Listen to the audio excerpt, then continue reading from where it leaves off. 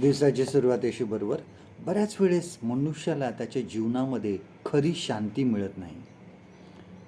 मनुष्य नेहमी शांतीच्या मागे लागलेला असतो. खरी शांती, मनाची शांती जी असते ती त्याला पुष्कळ वेळा मिळत नाही.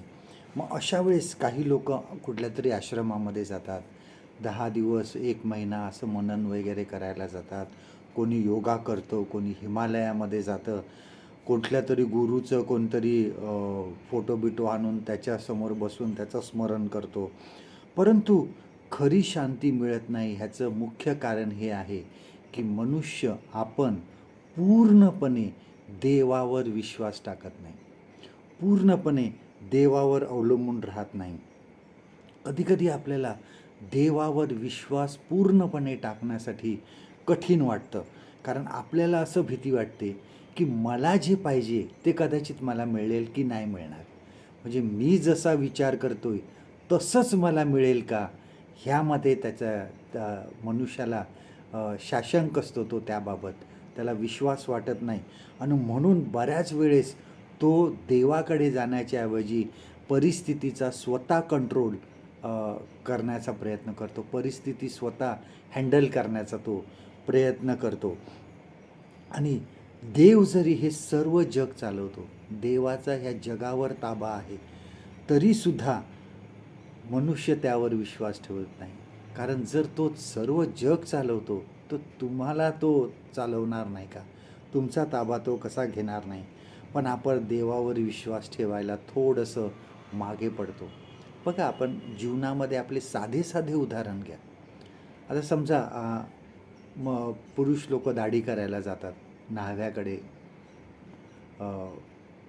आणि त्या ठिकाणी बसल्यानंतर दाढी करायला ते सांगतात. न्हावी जो असतो तो तोंडाला फेस लावतो, क्रीम लावतो आणि त्याच्यानंतर ब्रशनी बरंच सगळं चेहऱ्यावर तो फेस तयार करतो त्याचा, आणि तो ब्रश फिरवत असताना जरा आपल्याला बरं वाटतं. ज्याच्याकडे आपण न्हाव्याकडे जातो तो कदाचित खूप ओळखीचा सुद्धा नसेल, थोडा ओळखीचा असेल, कधीकधी आपण त्याला अजिबात ओळखणारे नसतो. पण आपण ज्यावेळेस त्याच्यासमोर खुर्चीवर बसतो आणि तो ब्रश फिरवतो आणि नंतर वस्ताऱ्याला धार करतो किंवा नवीन ब्लेड लावतो आणि आपण काय करतो, डोळे मिटून घेतो.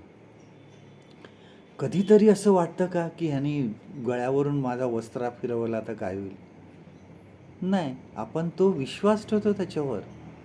बघा, महिलांचं आपण उदाहरण देतो. एखाद्या टेलरकडे जातात, पण ते कपडे शिवायला, एखादा ड्रेस शिवायला, परंतु त्या ठिकाणी ते जाताना तो शिंपी, तो टेलर खूप ओळखीचा असेल, कमी ओळखीचा असेल, कधी ओळखणारा सुद्धा नसेल, नवीन दुकान असेल, पण आपण महिला त्याला कापड तर देतातच चांगल्या किमतीचं, परंतु वरून ॲडव्हान्ससुद्धा देऊन येतात.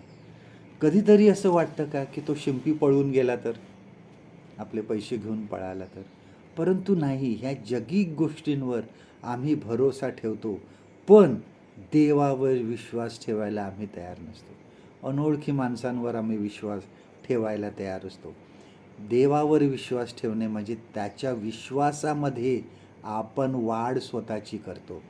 जेव्हा आपण हे करतो तेव्हा आपल्याला खरी शांती मिळते.